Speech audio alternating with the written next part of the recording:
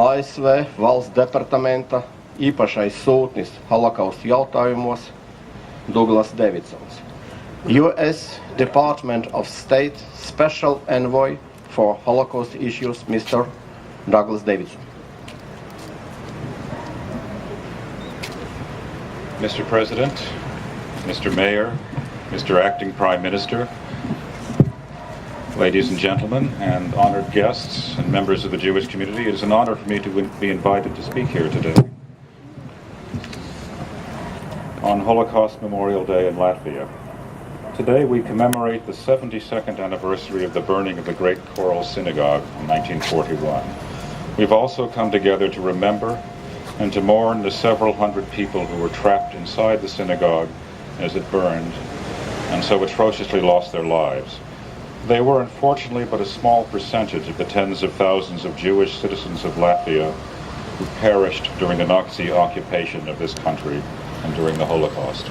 Esmu pagodināts par uzaicinājumu teikt uzrunu ebreju tautas genocīdu upuru piemiņas dienā Latvijā. Šodien mēs pieminam 72. gada dienu kopš lielās horālās sinagogas nodedzināšanas 1941. gadā. Mēs šeit esam sapulcējušies arī, lai atcerētos un sērotu par vairāku simtu sinagogā ieslodzīto cilvēku dzīvības zaudēšanu, tai nodegot. Diemžēl šie upuri bija tikai neliela daļa no tiem 10,000 ebreju pilsoņu Latvijā, kuri gāja bojā nacistu okupācijas un holokausta laikā.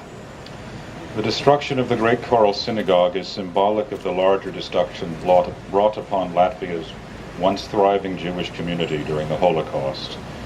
Mass atrocities were carried out not just in Riga, but also in Rumbula Forest, in Liepāja, in Daugavpils, and elsewhere in this country. They left few survivors in their wake, which of course was their very purpose. Lielās horālās sinagogas iznīcināšana simbolizē to apjomīgu iznīcināšanu holokausta laikā, kas tika vērsta pret Latvijas tolaik plaukstošo ebreju kopienu. Masu iznīcināšana tika īstenot ne tikai Rīgā, bet arī Rumbulas mežā, Liepājā, Daugavpilī un citur valstī. Un tikai daži tika atstāti dzīvi, kas, protams, arī bija viņa nolūks. Thus, as we think back to these terrible times and remember them today, we must judge the enormity of these losses, not only by the numbers of those who perished, but also by recalling the accompanying decimation of a vibrant and vital part of Latvia's societal fabric, one that had contributed so much to this country's political, economic, and cultural life, and that then so suddenly and brutally almost disappeared. Tādējādi, kad mēs atceramies šos šausminošus laikus un tos šodien pieminam, mums ir jātiesā šī zaudējuma apmērs.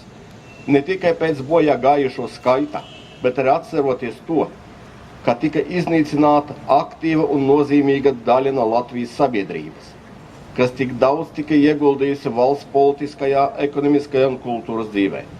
Un tad tik negaidīti un nežēlīgi, gandrīz pilnīgi izzūda. On days such as this, then, we look back not simply in order to mourn those who perished and to recount the loss to Latvian society of people who potentially could have contributed so much to it.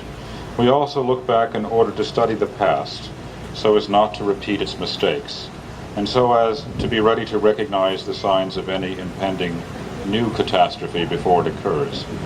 This is the reason why we must not only remember the Holocaust but also study it and learn from it. If we are not vigilant, it could happen again.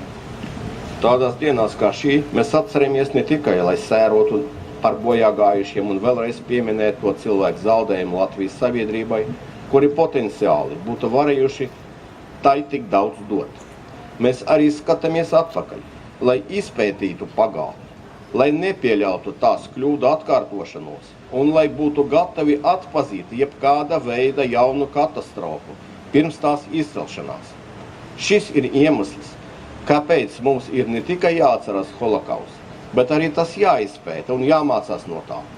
Ja mēs nebūsim modri, tas var notikt vēlreiz.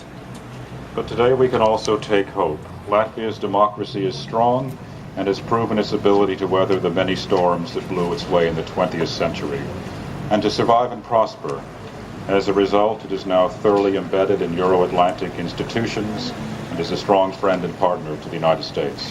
Taču šodien mēs varam cerēt. Demokrātija Latvija ir stipra un ir pierādījusi tās spēju izdzīvot jebkādās vētrās, kuras atnesa 20. gadsimts. Un tās ne tikai izdzīvot, bet arī uzplaukt. Tā rezultātā Latvija tagad ir sekmīgi iestājusies Eiro-atlantiskajās institūcijās un ir tuvs Amerikas Savienoto Valstu draugs un partneris. What's more, Latvia's Jewish community has not only survived as well, but is once again thriving. I'm confident that it will play an important role in this country's future, just as it did in its past, and that Latvian society will continue to exhibit the strength, the vibrancy, and the tolerance for which it was justly famous before the dark times that we have assembled to remember today. Let us not forget them, but let us learn from them so that you and we never return to them or see their likes here again. Thank you. Turklāt Latvijas ebreju kopiena ir ne tikai izdzīvojusi, bet arī atkal uzplaukusi.